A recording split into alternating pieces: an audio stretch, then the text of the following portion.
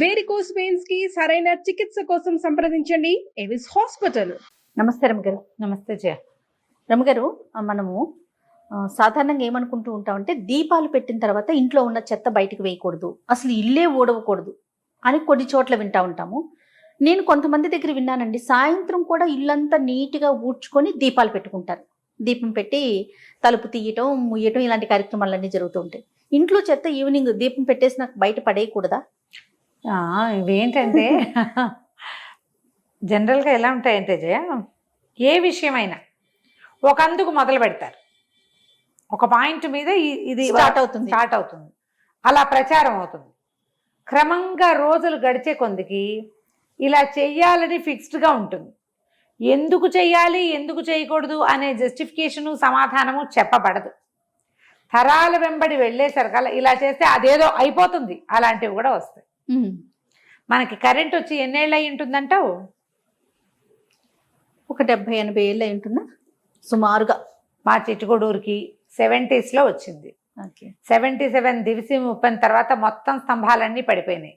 అప్పుడు నా 40 watts bulb, మాది పెద్ద పెద్ద హాల్స్, మావి గుడ్డి దీపాల్లా ఉండేవి. గుడ్డి దీపాలే, ట్యూబ్ లైట్లు బాగా తర్వాత వచ్చిన అవి ఎప్పుడు టపటపలాడుతూ ఉండేవి. అంతకుముందు పెట్రోమాక్స్ లైట్లు అవి ఉండేవి. నేను నా విషయం ఎందుకు చెప్తుందంటే ఇది గొప్ప వ్యవహారం అని కాదు. 70sకి ముందు మనకి కరెంటు చాలా తక్కువ. 70కి ముందు, 70 ఎక్కడుంది? ఓ 100 ఏళ్ల క్రితం ఉందా? ఏం లేదు, మొన్నే 50 ఏళ్ల క్రితం కదా. ఇప్పుడు మనం పాటించే చాలా ఆచారాలు పద్ధతులు నిన్న మొన్న ఏర్పడిన సోషల్ మీడియా ప్రచారం వల్ల వచ్చినవే కాదు. లోక సహజంగా పెద్దవాళ్ళందరూ చెప్తే చేసేవి మనం. అంతకుముందు మనకి ఏముండేవి? దీపాలు ఏదో ఆముదం దీపాలు. కిరోసిన్ వచ్చి ఒక 100-150 సంవత్సరాలు అయింది. కిరసనాయిలు 100 ఏళ్ళ పైన అయింది. కిరోసిన్ పోసిన చిన్న చిన్న దీపాలే. గుడ్డి దీపం ఉండేది, కోడిగుడ్డు దీపం, లస్టర్స్ ఉండేవి, ఇంతంత లాంతర్లు ఉండేవి, పెట్రోమాక్స్ లైట్లు ఉండేవి. ఇళ్లలో చిన్న దీపం వెలిగించుకుని పెందరాళి అన్నాలు తిని చిన్న దీపపు వెలుగులోనే చేసేవాళ్ళు. సాయంకాలం అనగానే 6 దాటిపోవాలా, సూర్యాస్తమయం అయ్యాక దీపం వెలిగించేవాళ్ళు. ఈ దీపం వెలిగించుకున్నాక దుమ్ము రేగొట్టి ఇల్లు ఉడిచామనుకో, ఆ దుమ్ము ఎట్టిపోయిందో నీకు కనపడుతుంది? కనపడదు. అవును. పొద్దుటి సాయంకాలపు వేళల్లో పిల్లలు పట్టగలసులో, పెద్దవాళ్ళ చెవులకు దుద్దులో, శీలలో ఓ రూపాయి నోటో, ఓ కాగితమో, ఏదో దారమో ఆ చెత్తలో పడిపోతుంది. అవును కదా. చీకటి వేళ ఏది కనపడదు. అందుకని చీకటి వేళ ఊడ్చద్దు. క్రమంగా అది విధి చెబోచకూడదు అన్నమాట. నిషేధంగా ఊడిస్తే కొంప మునిగిపోతుంది అని పుట్టించారు. మనమే పుట్టించుకుంటాం జయ. మొదటి వాళ్ళు అలా చేయలా. రాత్రి వేళ ఈ పనులు చెయ్యొద్దు అని చెప్పేవారు. దాన్ని మనం అసలు ఖచ్చితంగా ఫాలో అవ్వాలని క్రియేట్ చేసేసుకుంటాం. సాయంత్రం అయ్యేసరికి దీపాలు పెట్టుకోవాలి, దీపం పెట్టుకోవాలి. వాకిళ్ళు ఊడ్చి ఇల్లు ఊడ్చుకుంటాం. మేము కూడా హాలు ఊడ్చేసుకుంటాం జయ. నేను ఇంట్లో సాయంత్రం పూట ఊడుస్తాను. సూర్యాస్తమయం లోపే ఒకసారి ఇట్లా అసలు సంధి వాకిళ్ళు చిమ్ముకోవటం అనేది ఒక పద్ధతి. నువ్వు సాయం అడుగు, సాయంకాలాలు వాకిళ్ళు చిమ్ముతారు లేదో వాళ్ళ ఊళ్ళో? చిమ్మరు, కొన్ని ఊళ్ళల్లో చిమ్మరు. చిమ్మి చక్క ముగ్గు పెట్టుకుంటారు అమ్మగారు. వాకిలు చిమ్మి సందె ముగ్గు అనేది. వాకిలు చిమ్మటం, దొడ్డి వాకిలి, వీధి వాకిలి తుడుచుకొని. మా కజిన్ హైదరాబాద్లో ఉండే మా కజిన్ కూడా అలాగే చేస్తుంది. సాయంత్రం అయ్యేసరికల్లా వాకిలు తుడిచి ముగ్గేసుకుంటుంది తను. ఊళ్ళల్లో అలవాటు, మా ఊళ్ళల్లో ఉంది సందె వాకిళ్ళు చిమ్మటం అని.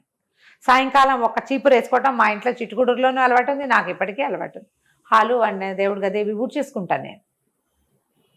ఉంటే నేను ఇంట్లో ఉంటే తుడిచేసుకున్నాక అప్పుడు దీపం పెట్టుకుంటాం. అప్పుడు కాళ్ళు చేతులు మొహం కడుకోవడం, ఓ చెంబు నీళ్ళు పోసుకోవటము, అప్పుడు దీపం పెట్టుకోవటము, ధూపం వేసుకోవటము, హాల్లో వాకిట్లో లైట్లు వేయటము. సాయంత్రం పూట దీపం పెడతారా రమ్మగారు మీరు? ఇంట్లో ఉంటే. ఇంట్లో లేకపోయినా నేను 7 గంటలకైనా 8 గంటలకు వెళ్ళిపోతాను. ఎప్పుడు వెళ్తే అప్పుడు 7-8 లోపల వెళ్తే పెట్టేసుకుంటుంది. మరి 9-9:30 అయితే పెట్టను. కానీ సాయంకాలం 7-8-7:30 అంతే. 8 దాటితే చెయ్యను. అప్పటికి భోజనాల వేళ కూడా అయిపోతుంది. ఏదో రాత్రి ఎక్కిపోయిన ఫీలింగ్ వస్తుంది, పెట్టుకుంటాను. అని చాలా మందికి అలవాటు ఉంటుంది. ఇప్పుడు ఇది దీపాలు పెట్టేశాక ఇల్లు ఉడ్చుకుంటే బాగుండదు. అందుకని లైట్లన్నీ వేసాక ఇల్లు ఉడ్చుకోవద్దు, ఇల్లు వాకిలు ఊడ్చేసుకోండి, వెలుగుండగానే వాకిలు ఊడ్చుకోండి అంటారు.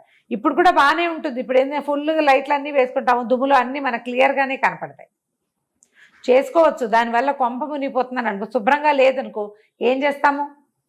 తప్పదు కదా. తప్పదు కదా. నేనేం చేస్తానంటే చీపురు ముట్టుకోకూడదు అని మా అక్కయ్య సిద్ధాంతం. రాత్రి చీకటి పడ్డాక చీపురు ముట్టుకోకూడదు. దాన్ని నేను సాటిస్ఫై చేయడానికి నా దగ్గర ఒక ప్లాన్. చెప్పండి రమ్మగారు. ఒక చిన్న ఇప్పుడు కర్రలు వచ్చి ఒక చిన్న ఫ్లాట్ గా వస్తుంది, అవునవును. క్లాత్ ఇట్లా తుడుచుకోవచ్చు. నేను వంటిల్లు హాలు చెత్తగా ఉన్నాయి, నేను చేయలేదు, 8 అయిపోయింది, దీపం పెట్టడం ఇప్పుడు అని అనుకున్నాను అనుకో, బయటకు వెళ్ళాక ఒకసారి హాలు కిచెన్ ఆ గుడ్డదాంతో లాగేస్తాను చెత్త పక్కకి, ఇల్లు క్లీన్ గా ఉంటుంది. చీపురు తీయను. చీపురు పట్టుకోరు. చీపురు పట్టుకోకూడదు అంటే ఏం లేదు, అదొక బ్రెయిన్ లో ఫిక్స్ అయిపోయి ఉందా. అంతే అంతే. అవసరం అయింది, 10 మంది అయ్యాం భోజనాలకి, ఇల్లు ఉంచుకోవాల్సిందే. ఖచ్చితంగా కదా. ఇప్పుడు పిల్లలు లేరు కాబట్టి సరిపోతుంది, పెద్ద పిల్లలు అయిపోయారు కాబట్టి. ఇప్పుడు చిన్న పిల్లలు ఉన్నారనుకోండి, మొత్తం చించి అంతా పోసారనుకో తప్పకుండా ఊడుకోవాలి కదా. దానివల్ల ఏదో అయిపోతుంది అనుకోద్దమ్మా. ఇలాంటి దానివల్ల లక్ష్మీదేవి ఉండదు, ఇలాంటి తంబుల మీదకి వెళ్ళబోకండి. మీ అవసరం ప్రధానమైంది, మన పద్ధతి మన ఇంట్లో ఉంది. అత్తగారు వద్దంటున్నారు అనుకోండి, మానేయండి, ఒక దెబ్బతో పోతుంది. అత్తగారికి ఇష్టం లేదు, ఆవిడ అదేదో 100 రూపాయలు ఎందుకు పోయినాయంటే నేను నువ్వు ఇల్లు ఊడ్చావు కాబట్టి అంటుందేమో, అప్పుడు మానేయండి. అత్తగలేని కోడలు ఉత్తమరాలు నాలాగా చక్కగా ఊడ్చేసుకోండి, పర్వాలేదు, భయపడద్దు. ప్రధానమైనది ఏంటంటే మనం చేయకూడని పనులన్నీ కూడా మన లివింగ్కి ఇబ్బంది లేకుండా ఉండటానికి ఏర్పరిచినవి. అవి మనం విధి నిషేధాలుగా భావించి చేయాల్సిందే, లేకపోతే కుదరదు, చేయకూడదు, చేస్తే కొంపనిపోతుంది, ఇలాంటి విపరీత భావాల్లోకి వెళ్ళద్దు. ఓకే సరే, ఊడ్చటం విషయం అయితే ఓకే రమ్మగారు. చెత్త విషయం ఏం చేయాలి? చెత్త విషయం కూడా ఇప్పుడు నీకు అంతా క్లియర్ గా కనపడితే సరే. కాదండి, చెత్త బయటికి వేయకూడదా? వెయ్యరు సాధారణంగా. ఇప్పుడు చెత్త బయటకంటే ఎక్కడేస్తావో చెప్పు. డస్ట్బిన్ తీసి మనం గుమ్మం బయట పెడతాం. గుమ్మం బయట పెడితే ఏదైనా కుక్కో పిల్లో ఎలకో పడేదా? మరి కాదు రమ్మగారు, ఇప్పుడు అపార్ట్మెంట్స్ లో మనం ఈవినింగ్ చెత్త తీసి బయట పెడితేనే వాచ్మెన్ వచ్చి తీసుకెళ్తాడు కదా. ఎర్లీ మార్నింగ్ పెడతాం. మరి మాకేమో ఈవినింగ్ ఏం చేయమంటారు చెప్పండి? పెట్టేయండి, ఏం పర్వాలేదు, పెట్టేయండి. మీ బిల్డింగ్ లో నుంచి పొద్దునే కదా వెళ్తుంది, అంతే కదా. నైట్ మొత్తం కలెక్ట్ చేసుకుని వాచ్మెన్ కింద పెడతాడు, కానీ మీ బిల్డింగ్ దాటదుగా. దాటదు. మీ బిల్డింగ్ అంటే నీళ్ళే కదా. లక్ష్మీదేవి మా బిల్డింగ్ మీ బిల్డింగ్ లోనే ఉందమ్మా. ఇలాగా ప్రతిదీ కాంప్లికేటెడ్. చూసారా, ఇప్పుడు మీకు నాకే ఎంత డిఫరెన్స్ ఉందో చూడండి రమ్మ. మీకు మార్నింగ్ తీసుకెళ్తారు, మాకు మరి ఈవినింగ్ తీసుకెళ్తారు. ఏం చేయాలి? అలాంటప్పుడు చెత్తని ఇంట్లో పెట్టుకోలేం కదా. అవును, పొద్దునే పంపించేసారు, సాయంత్రమే పంపించేసారు, ఏం పర్వాలేదు, మీ బిల్డింగ్ దాటదు కదా, కాబట్టి అలా అనుకోని అంతే, ఏం పర్వాలేదమ్మా. ప్రధానమైనది ఇల్లు శుభ్రంగా ఉండటం, మీ మనసుకి భయం లేకుండా ఉండడమే ఇంపార్టెంట్. లైఫ్ మనకి అసలే చాలా కాంప్లికేషన్స్ వచ్చినాయి మనకి, వాటిని ఏం చేయలేకపోతున్నాం. సమాధానం లేని ప్రశ్నలు మన జీవితానికి ఎన్నో. ఇలాంటివి పాత పద్ధతుల్ని కొత్త వాటిని మేళవింపు చేసుకుని అలా చేస్తే అదైపోతున్నామో, ఇలా చేస్తే కొంపనిపోతున్నామో, ఏం భయపడకండి.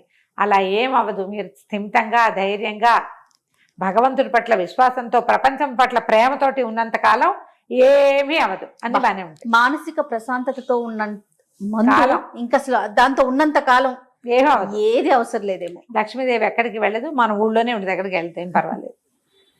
రైట్. థ్యాంక్ యూ రామ్ గారు. నమస్తే.